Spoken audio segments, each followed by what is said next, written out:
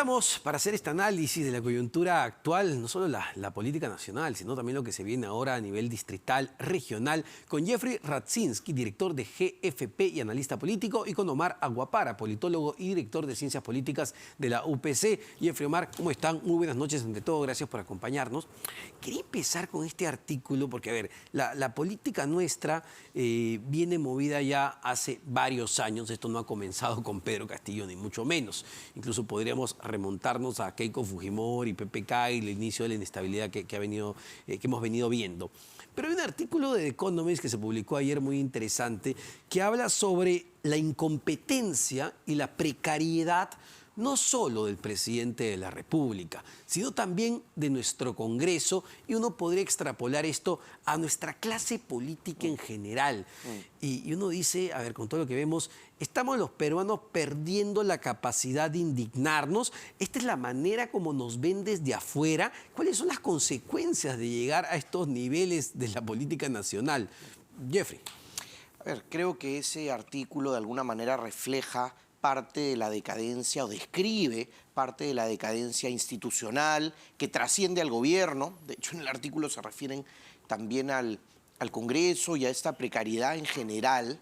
Y creo que debemos leerlo en sintonía con lo que está ocurriendo en este momento, previo a elecciones municipales y regionales, donde hay también una desconexión, una distancia enorme entre la ciudadanía y el debate público, la oferta electoral, la decisión electoral. Creo que eso es parte del mismo problema, esta aparente paradoja entre sentir muy poca representación política, muy poca institucionalidad, reglas de juego poco claras, poca predictibilidad, protestar por eso, pero al mismo tiempo no involucrarnos en los asuntos públicos. Entonces yo creo que andamos en eso desde hace varios años y se ha acrecentado con un gobierno que ha mostrado evidentes rasgos pues, de inestabilidad. Ahí están los 4 gabinetes, de incompetencia. Veamos lo que ha ocurrido en la compra de fertilizantes, en los pasaportes,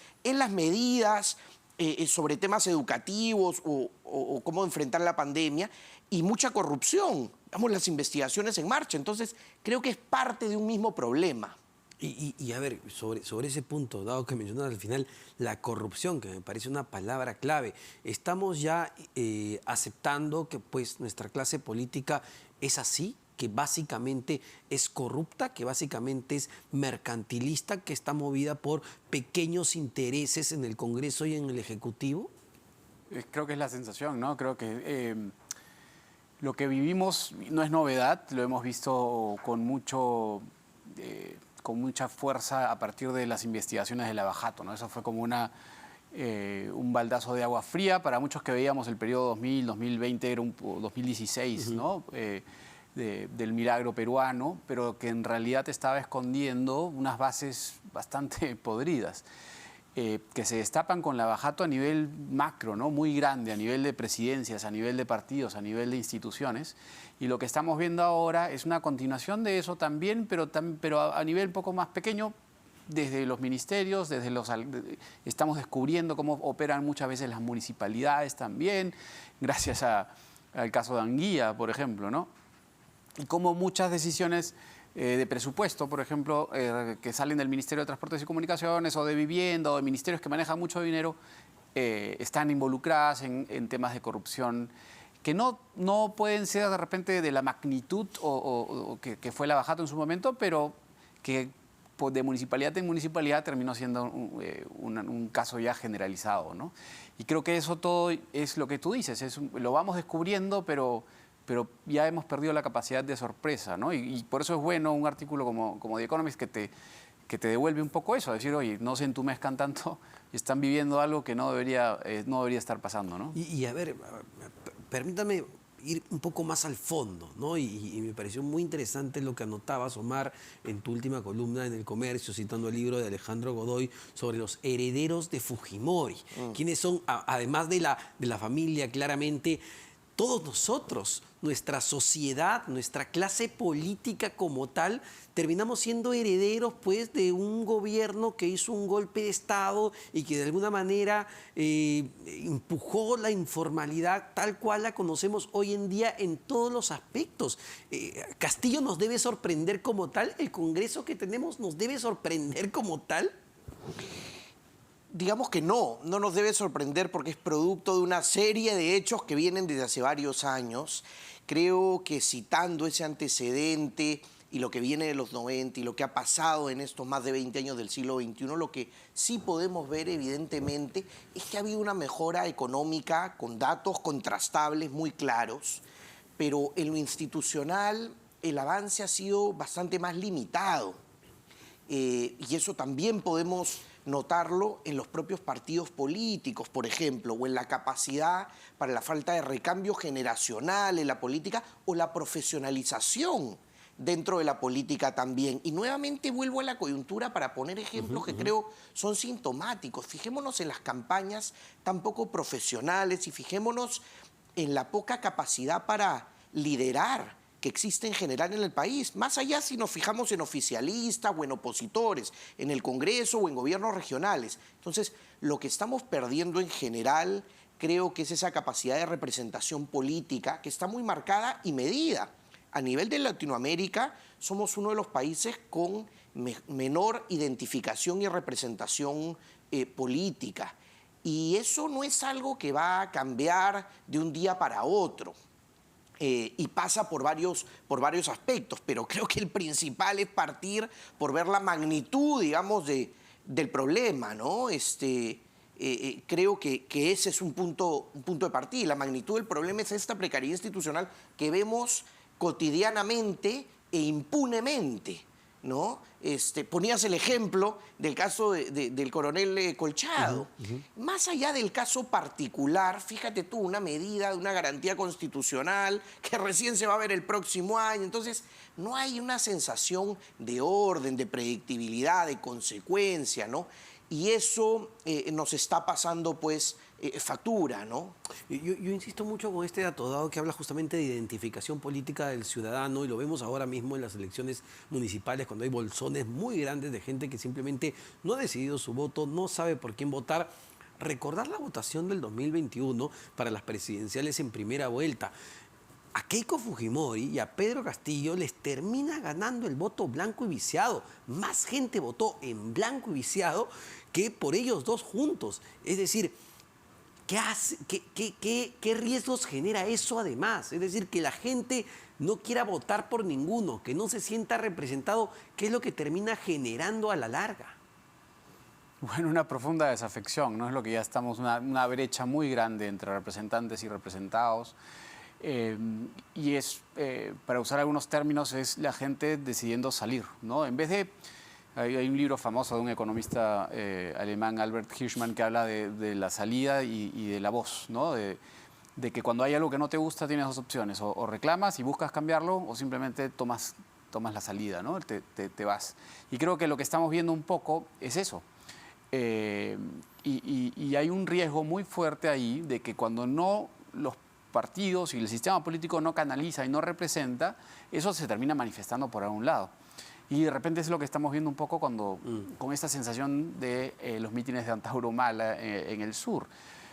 Por ahí está un poco canalizado, pero hay un profundo malestar que si no se canaliza, si no se institucionaliza, corre el riesgo de que se desborde, de que se torne violento, de que nadie logre controlarlo. Y ese es un riesgo muy grande, ¿no? Un poco lo que pasó en Chile, de alguna manera, que tenían, al parecer, lo que parecía ser un sistema de partidos representativo y en realidad era hidropónico, como le decían en Chile, ¿no? O sea, no tenía raíces en la sociedad. Y al no tener raíces en la sociedad pasó algo como octubre del 2019, como que tomó al parecer por sorpresa, y están ahora en un tránsito que no logran controlar, ¿no?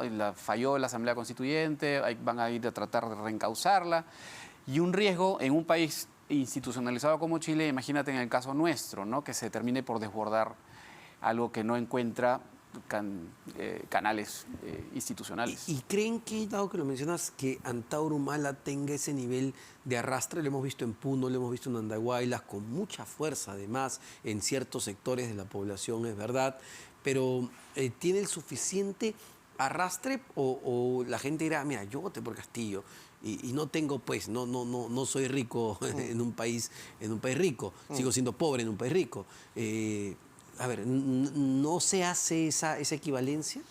Yo creo que hay que ver con perspectiva lo de Antauro Humala. Es un personaje, recordemos, que estuvo preso por delitos graves, ¿no? Por secuestro, por homicidio, que es cierto, logra movilizar, aglutinar y colocar mensajes que despiertan, pues, en plazas, en ciertas plazas, atención. Pero creo que hay que verlo con perspectiva, porque tiene algunos pasivos muy grandes también, primero por el hecho trágico del andahuaylazo, delincuencial, y segundo por una serie de inconsistencias también en las que anda el propio Antauro Humala, comenzando porque no tiene una estructura, una organización partidaria, siguiendo porque, digamos, más allá de despertar a esas plazas, creo que lo que le sirve a Antauro Humala es el pánico de un sector de la ciudadanía, particularmente limeño, que de alguna manera le hace el juego a construir un personaje así. Y creo que en eso no debemos caer. Yo creo que es totalmente criticable y condenable porque es una persona que denosta de la democracia, que no cree en el sistema democrático y lo dice abiertamente. Entonces creo que es un personaje que de todas maneras toca criticar, pero en su real dimensión, porque de lo contrario me parece que lo que se está haciendo es poniéndole demasiados reflectores, que es lo que pretende un sujeto así. Ahora, pero tú, a ver, ¿creen que el presidente Castillo, al liberarlo, es verdad, es totalmente discutible desde el punto de vista legal si le correspondía o no, pero ya al haber salido libre, Castillo necesita apoyarse justamente en ese tipo de liderazgos? Hemos visto algunos amagues de decir que sí, que podrían ser aliados incluso por parte del padre de don Isaac Humala. Bueno, en todo caso le conviene, ¿no? Porque distrae un poco el foco de atención que estaba muy cargado sobre él. Como dice Jeffrey, más bien ahora estamos, el sector que era más opositor o aquel sector de la ciudadanía que estaba más preocupada o era más vociferante contra Castillo, más bien tiene un nuevo objetivo ahora. Y de alguna manera también es lo pone como una alternativa, porque cuando articulas este mensaje de que se vayan todos, eso significa, bueno, ¿quién entra, ¿no? ¿Quién queda? Y ahí hay un riesgo mayor, que no existía mientras Antauro estaba en la cárcel. Es decir, Castillo nos dice, ojo, miran, ya, nos vamos todos, pero aquí está el hombre. Claro. Él puede quedar. Hay ese riesgo, ¿no? Lo que sucede, como bien dice Omar, es que al presidente Castillo le puede convenir lo de Antauro Humala, pero a Antauro Humala no creo que le convenga mucho defender al presidente Castillo, ¿no? Por más que tenga pues esta base de un 20% de respaldo, igual es una base limitada y dispersa, y creo que un hecho que lo puede medir de alguna manera, por más que hay esta fractura en el partido oficialista Perú Libre, el propio presidente Castillo fue expulsado del partido, la vicepresidenta Boluarte también, creo que las elecciones municipales y regionales van a ser un termómetro y creo que le va a ir mal. Yo apostaría al partido oficialista, entre comillas, o el que puso al presidente en el gobierno, por el cual fue elegido. Perú Libre. Y creo que va a ser interesante ver qué es lo que sucede en algunas provincias y decenas de distritos donde Castillo ganó con más de 60%. Entonces, mi sensación es que hay mucha decepción en esos distritos y en esas provincias también. No es un asunto de grandes ciudades, porque en el caso de Lima, por ejemplo, era su principal espacio opositor pues desde la campaña y eso se ha mantenido, ¿no? Yo creo que toda la sierra, porque Castillo ganó desde Cajamarca hasta Puno, va a ser interesante analizar con los resultados electorales, municipales y regionales también. Ahora, vamos a ir al tema electoral, que es importante, pero no sé si es solo mi percepción, que más allá de las denuncias que vienen saliendo últimamente, lo del avión, el uso del avión, con lo de Fray, Lai Vázquez Castillo, incluso hoy el congresista Eduardo Málaga Trillo ha presentado una acusación constitucional por el tema del avión, pero no sé si ya todas estas rayas al tigre cambien mucho el panorama. Ya de por sí el presidente tiene pues nada menos que 6 investigaciones abiertas, 4 por ser la cabeza de una organización criminal. Ya más que eso, todo lo que venga parece realmente menor. Entonces, ¿en qué momento la gente va a empezar a decir, oye, ya, listo, está siendo investigado, eso se encargará la fiscalía? Resultados. ¿Arreglaste lo de migraciones? ¿Arreglaste lo del DNI? ¿Qué fue con los fertilizantes? Es decir, ¿cuándo se va a empezar también de parte de la clase política a pedir resultados de gestión? Claro, cuando se agote el discurso, ¿no? Porque hablamos de que mucho del rebote que tuvo Castillo en sus niveles de aprobación tenían que ver con las giras que empezó a hacer por fuera de Lima, con estos consejos de ministros descentralizados, pero donde había muchas promesas que van a tener una fecha de vencimiento, donde la gente, bueno, de repente le gusta escuchar algunos mensajes, algunas promesas, pero que obviamente también tiene una serie de expectativas y necesidades materiales que cubrir, que como bien señalas, con el tema de la URIA, con el tema de los pasaportes, con el tema simplemente de gestión, que es un grave problema porque no puedes tener un país que funciona con 4 gabinetes, no sé cuál, ya perdí la cuenta de los ministros, con carteras donde hay la necesidad de ejecutar un presupuesto, pero que cambia cada semana, y cambia no solo el ministro, cambia el viceministro, cambia el secretario general, cambian las autoridades que tienen un manejo del sistema de gestión pública. Y yo creo que eso es inevitable que en algún momento pase. Todavía quedan espacios donde sí hay un manejo correcto. Queda el BCR, queda el manejo monetario, queda un poco todavía lo fiscal, el aparato dentro del MEF.